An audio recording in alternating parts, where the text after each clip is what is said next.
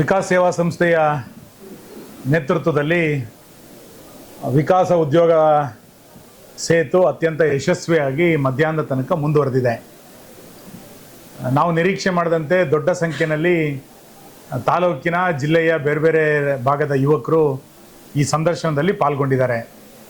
ಇದರ ಉದ್ದೇಶ ಇದ್ದಿದ್ದೇ SLC PUC ಮೇಲ್ಪಟ್ಟಂಥ ಎಲ್ಲ ಯುವಕರಿಗೆ ಕಂಪನಿಗಳಲ್ಲಿ ಉದ್ಯೋಗವನ್ನು ಪಡೀಲಿಕ್ಕೆ ಬೇಕಾದಂಥ ಒಂದು ಸಂಪರ್ಕವನ್ನು ಒದಗಿಸಬೇಕು, ಯುವಕರಲ್ಲಿ ವಿಶೇಷವಾಗಿ ಒಂದು ಆತ್ಮವಿಶ್ವಾಸವನ್ನು ನಿರ್ಮಾಣ ಮಾಡಬೇಕು ಅನ್ನುವ ಕಾರಣಕ್ಕೋಸ್ಕರನೇ ಈ ಉದ್ಯೋಗ ಸೇತು ಅನ್ನುವಂಥ ಯೋಜನೆಯನ್ನು ವಿಕಾಸ್ ಸೇವಾ ಸಂಸ್ಥೆ ಮಾಡಿತ್ತು. 25ಕ್ಕೂ ಹೆಚ್ಚು ಕಂಪನಿಗಳು ಇದರಲ್ಲಿ ಭಾಗವಹಿಸಿದ್ರು.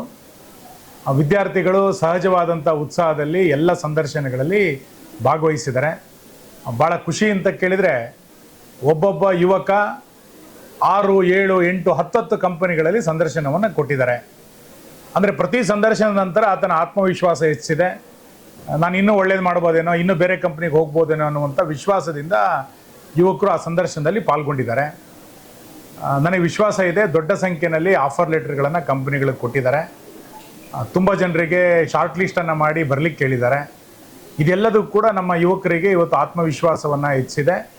ಜೀವನ ನಿರ್ವಹಣೆಗೆ ಬೇಕಾದಂಥ ಉದ್ಯೋಗವನ್ನು ನಾನೇ ಅರಿಸ್ಕೊಳ್ತೇನೆ ಎನ್ನುವಂಥ ಒಂದು ದೃಢವಾದಂಥ ನಿಶ್ಚಯವನ್ನು ಯುವಕರು ಮಾಡದಂತೆ ಕಾಣ್ತಾ ಇದ್ದಾರೆ.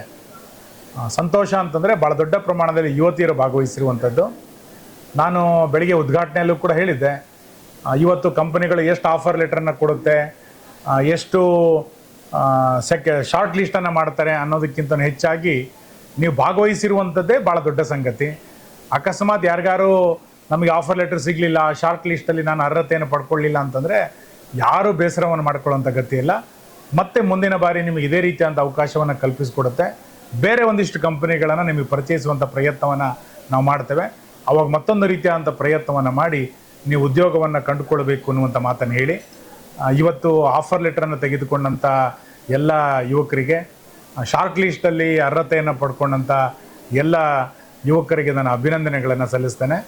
ಇಷ್ಟು ದೊಡ್ಡ ಸಂಖ್ಯೆಯಲ್ಲಿ ಬಂದಂಥ ಎಲ್ಲ ಕಂಪನಿಯ ಪ್ರಮುಖರಿಗೂ ಕೂಡ ನಾನು ಕೃತಜ್ಞತೆಗಳನ್ನು ಸಲ್ಲಿಸ್ತೇನೆ. ನಾವು 7 ಗಂಟೆ ಹೊತ್ತಿಗೆ ಇದು ಮುಕ್ತಾಯ ಆಗ್ಬೋದು ಅಂತ ಅಂದ್ಕೊಂಡಿದ್ದೇವೆ. ಅದಾದ ನಂತರ ಎಷ್ಟು ಜನರಿಗೆ ಶಾರ್ಟ್ ಲಿಸ್ಟ್ ಆಯಿತು ಮತ್ತು ಎಷ್ಟು ಆಫರ್ ಲೆಟರ್ ಸಿಕ್ತು ಅನ್ನುವಂಥದ್ದನ್ನು ನಂತರ ಮಾಹಿತಿಯನ್ನು ಕೊಡ್ತೇನೆ.